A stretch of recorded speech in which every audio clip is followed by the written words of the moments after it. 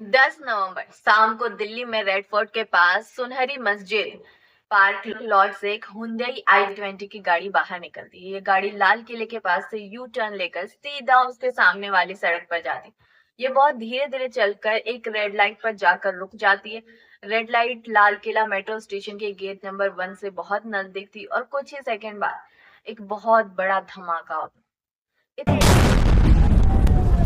इतना बड़ा धमाका कि आसपास की कम से कम 6 गाड़ी और 3 ऑटो रिक्शा में आग लग जाती। पास की मौजूद स्ट्रीट लाइट्स बुझ जाती और मेट्रो के एंट्री गेट पर लगा शीशा टूट जाता। कई सारी गाड़ियां जो दूर खड़ी थी उनके शीशे तक टूट जाते और जो गाड़ियां इस धमाके के पास भी उनका मलबा बहुत दूर जाकर उड़ता है। जिस वक्त ये ब्लास्ट हुआ उस वक्त 2 अलग-अलग लोग शूटिंग कर रहे थे। कैमरे में जो कुछ दिख रहा था सब कुछ हिल गया। इतना बड़ा पेड़ तक हिल गया। वहाँ मौजूद शॉपकीपर्स का कहना है कि इतनी तेज आवाज उन्होंने पहले कभी नहीं सुनी थी। बहुत भयंकर धमाका है, बहुत जोर से आवाज थी। ऐसी आवाज हमने पहले नहीं सुनी। बताया जाता है कि धमाके की आवाज करीब 2 किलोमीटर दूर आईटीओ तक सुनाई दी। एक आई विटनेस बताता है कि इस ब्लास्ट के 10 मिनट के अंदर पुलिस वहां पर आ गई थी और थोड़ी देर में एम्बुलेंस भी वहां पहुंच गई। चांदनी चौक के लोकल लोग वहां मौजूद विक्टिम्स की मदद करते। एम्बुलेंस पहुंचने से पहले ही कई विक्टिम्स को ई रिक्शा के जरिए पहले ही हॉस्पिटल पहुंचा दिया जाता है। धमाके में कुल मिलाकर 20 से ज्यादा लोग घायल हो जाते हैं, जिसे तुरंत लोकनायक जयप्रकाश हॉस्पिटल में ले जाया जाता है। घायल लोगों में से 8 लोगों की हॉस्पिटल पहुंचने से पहले ही मौत हो जाती और अभी तक की जानकारी के हिसाब से इस ब्लास्ट में 13 लोगों की जान जा चुकी। धमाके की सूचना मिलने पर बॉम्ब डिस्पोजल स्क्वाड और फॉरेंसिक्स की टीम्स भी मौके पर पहुंचती और कुछ समय बाद नेशनल इन्वेस्टिगेशन एजेंसी और नेशनल सिक्योरिटी गार्ड भी वहां पर पहुंच जाती। ये सारी एजेंसियां साथ मिलकर मामले की जांच कर रही। इस घटना में मारे गए लोगों में से अभी तक कुछ लोगों की पहचान हो पाई है, जिनमें से एक उत्तर प्रदेश के रहने वाले लोकेश अग्रवाल हैं, जो हॉस्पिटल में एडमिट अपने बेटे की सास से मिलने दिल्ली आए हुए थे। इसके अलावा अमरोहा में रहने वाले डीटीसी के बस कंडक्टर अशोक कुमार अपनी ड्यूटी करके घर जा रहे थे। एक और विक्टिम पंकज सैनी एक कैब ड्राइवर थे और एक विक्टिम दिनेश मिश्रा चांदनी चौक में एक साड़ी और लहंगा बेचने वाले दुकान में काम करते थे। एक दूसरे विक्टिम नोमान एक कॉस्मेटिक स्टोर में काम करते थे और इसी तरह जुम्मन मोहम्मद ई रिक्शा चलाते थे और अपनी फैमिली के एक लौते अर्नर थे। रात को करीब 10 बजे के आसपास होम मिनिस्टर अमित शाह घायलों से मिलने हॉस्पिटल पहुंचते हैं, जिसके बाद वो उस जगह पर भी जाते हैं जहां पर धमाका हुआ था। फिर उनकी तरफ से एक बयान दिया जाता है। हम सभी एंगल को खुला रखते हुए इसकी गहन जांच। आपको बता दें कि जिस कार से धमाका हुआ वो कई बार बिक चुकी है। टाइम्स ऑफ इंडिया ने सोर्सेज के हवाले से बताया कि इस होंडई i20 का गाड़ी नंबर प्लेट हरियाणा का था। द हिंदू के सोर्सेज ने बताया कि इस गाड़ी का ऑनर मोहम्मद सलमान था, जो हरियाणा के गुड़गांव में रहने वाला था। पुलिस ने जब सलमान को डिटेन किया तो पता चला कि सलमान ने ये गाड़ी दिल्ली के ओखला में रहने वाले देवेंद्र को बेच दी थी।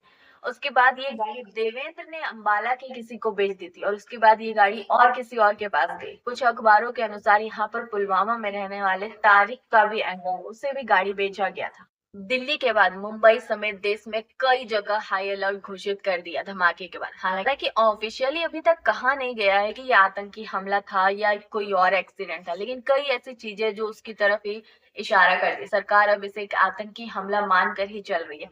पहला, दिल्ली पुलिस ने इस मामले में यूपीए के तहत एफआईआर दर्ज कर ली, जिसका इस्तेमाल आतंकवाद से संबंधित मामलों में ही होता है। दूसरी बात, भूटान के दौरे पर गए प्रधानमंत्री नरेंद्र मोदी ने अपने भाषण में इस धमाके को एक साजिश बताया। इसके पीछे के षड्यंत्रकारियों को बख्शा नहीं जाएगा। प्रधानमंत्री ने कहा कि इसके पीछे जिसका भी हाथ है उसे बख्शा नहीं जाएगा और इसकी इन्वेस्टिगेशन को अब एनआईए के हवाले कर दिया गया, जो एक काउंटर टेररिज्म एजेंसी। अब इस पूरे इंसिडेंट को फरीदाबाद में हुई एक घटना से भी लिंक करके देखा जा रहा है, क्योंकि उसी दिन जम्मू कश्मीर और हरियाणा पुलिस ने मिलकर कश्मीर में रहने वाले 2 डॉक्टर्स को गिरफ्तार किया था। आरोप है कि ये डॉक्टर्स पाकिस्तान के आतंकी संगठन जैसे मोहम्मद और अलकायदा से जुड़े अंसर गजवातुल हिंद के लिए काम कर रहे हैं।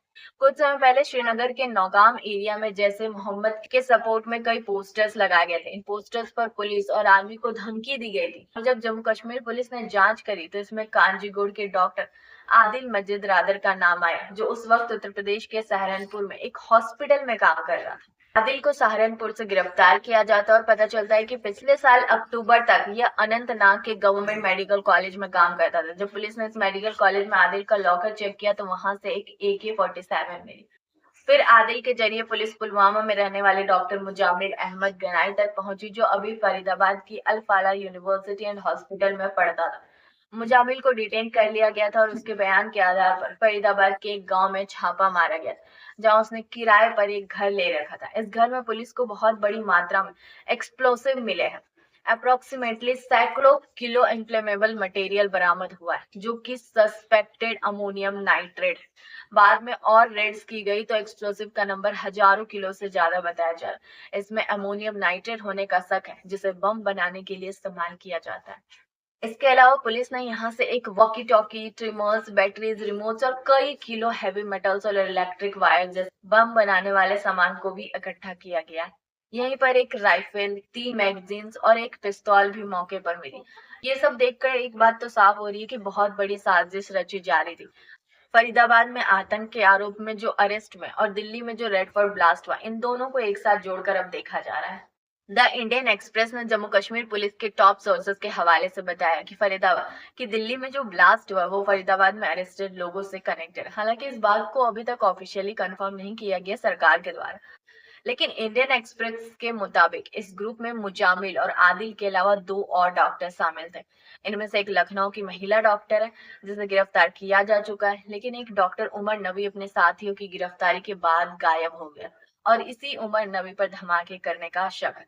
बताया जा रहा है कि ये पुलवामा के उसी कोयल गांव का रहने वाला है जिससे मुजामिल आता है, और ये भी अल फलाह यूनिवर्सिटी में काम करता था। मुजामिल की गिरफ्तारी के बाद पुलिस इसको तलाश कर रही है। इस उमर नबी को दिल्ली धमाके से जोड़ने वाला एक और प्रूफ हुंडई की I-20 गाड़ी को बताया जा रहा है। हिंदुस्तान टाइम्स ने पुलिस सोर्सेज के हवाले से बताया कि धमाके में इस्तेमाल हुई ये गाड़ी आखिरी बार उमर के पास थी और धमाके से पहले वही गाड़ी चला रहा था। सीनियर ऑफिसर द प्रिंट को बताते हैं कि अपने साथियों की गिरफ्तारी के बाद उमर घबरा गया था और उसने जल्दबाजी में ये धमाका कर दिया। ये बॉम्ब लूजली असेंबल्ड था और पूरी तरह से डेवलप भी नहीं हुआ था, जिसकी वजह से इसका लिमिटेड इम्पैक्ट रहा और कोई साफ नल नहीं मिले। वरना रेड फोर्ट पर कितनी भीड़ होती है यह हम सब जानते हैं। सोर्सेज के अनुसार उमर ही इस गाड़ी को चला रहा था और इस ब्लास्ट के एक्सप्लोसिव्स उसी तरह के जैसे फरीदाबाद रेड्स में मिले थे।